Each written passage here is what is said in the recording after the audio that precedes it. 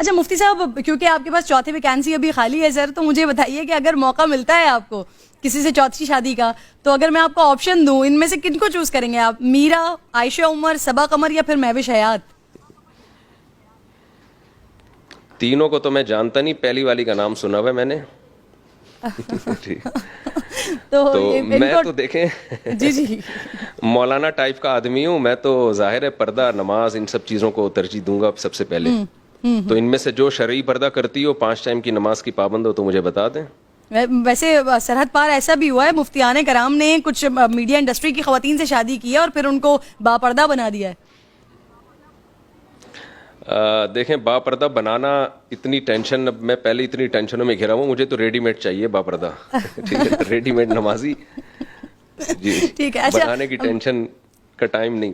صحیح. علامہ صاحب، اب ویسے عالم بننا مشکل ہے یا وہ شوہر جس کی بیگم خود تعریف کرے؟ ہمارے والد صاحب ایک لطیفہ سنایا کرتے تھے کہ ایک خاتون، ایک صاحب بزرگ تھے، ان کی وائف ان کی تعریف نہیں کرتی تھی، ساری دنیا ان کے ہاتھ چومتی تھی اور بڑی بڑی کرامتیں ظاہر ہوتی تھیں ان کے ہاتھوں سے، لیکن ان کی بیگم کو جب پتہ چلتا وہ کہتی ہیں ایسی فراڈی ہے. تو بڑے جھنجھلا جاتے کہ یار بیوی نہیں مانتی، باقی ساری دنیا مانتی ہے. تو ایک دن انہوں نے بھیس بدل کے کرامت دکھائی. وہ بھیس بدل کے گھر کے باہر گئے اور ہوا میں اڑتے ہوئے اپنے مکان کے صحن میں سے گزرے. تو ان کی بیگم نے دیکھا، واہ بھائی واہ، یہ تو کیا بزرگ ہیں جو ہوا میں اڑتے ہوئے جا رہے ہیں. تو جب وہ گھر میں آئے تو ان کی وائف نے کہا کہ دیکھیں بزرگ اس کو بولتے ہیں، ایک آپ ہو، ایک بزرگ یہ ہوتے ہیں کہ ہوا میں اڑتے ہوئے گزرے میرے سامنے. تو وہ بیچارے بڑے خوش ہوئے اور کہنے لگے بیگم وہ میں ہی تو تھا. تو کہتی ہیں اچھا، جبھی تھوڑے ٹیڑے ٹیڑے سے اڑ رہے تھے سیدھے نہیں تھے.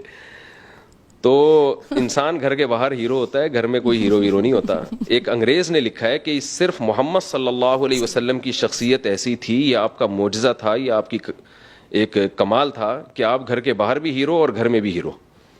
تو بیگم سے کے زبان سے اپنی تعریف نکلوانا اونٹ کو رکشے میں بٹھانے سے زیادہ مشکل ہے. صحیح. اچھا مجھے یہ بتائیے مفتی صاحب، آپ 4 شادیوں کی سر بات کرتے ہیں، سر پہلی بیوی کے ہوتے ہوئے دوسری شادی نہ کرنا بھی تو سنت ہے؟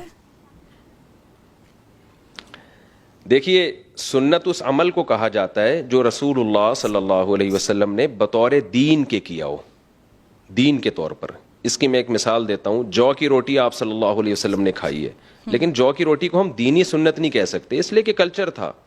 آپ صلی اللہ علیہ وسلم نے اونٹ کا گوشت کھایا ہے، لیکن ہم اس کو ایز دینی سنت نہیں کہہ سکتے، اس لیے کہ کلچر تھا. صحیح.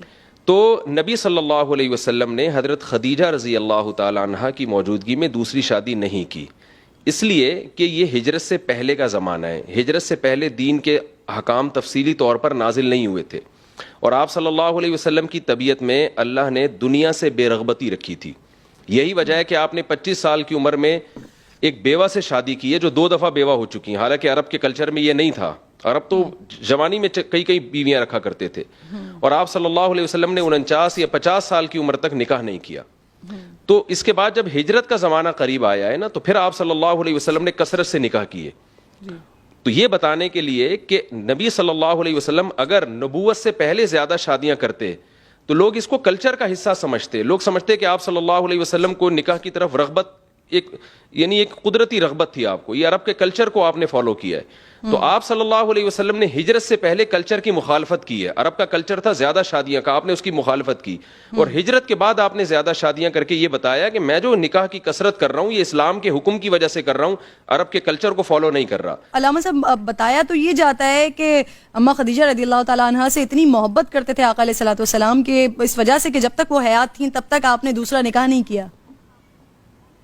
نہیں، یہ اس کی کوئی ہمارے پاس اوتھینٹک دلیل نہیں ہے. حضرت عائشہ رضی اللہ تعالی عنہا سے نبی کو بہت زیادہ محبت تھی جیسے حضرت خدیجہ سے تھی. اور ایک روایت میں ہے کہ آپ صلی اللہ علیہ وسلم نے فرمایا جیسے سرید کو تمام کھانوں میں فضیلت ہے، اسی طرح عائشہ کو بھی تمام عورتوں پہ فضیلت ہے.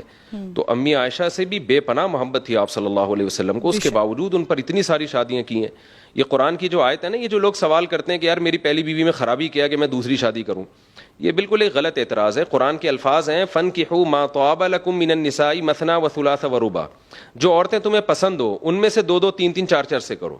تو اس میں اللہ نے بتا دیا کہ چاروں پسندیدہ ہونی چاہیے. یہ نہیں کہا کہ جو ناپسند ہو تو ان سے کرو. تو پہلی پسندیدہ ہوگی, آپ کی فیوریٹ ہوگی, اس کے بعد آپ دوسری کریں, اس کے بعد آپ تیسری کریں, اس کے بعد آپ چوتھی کریں. تو چاروں پسندیدہ ہی ہونی چاہیے.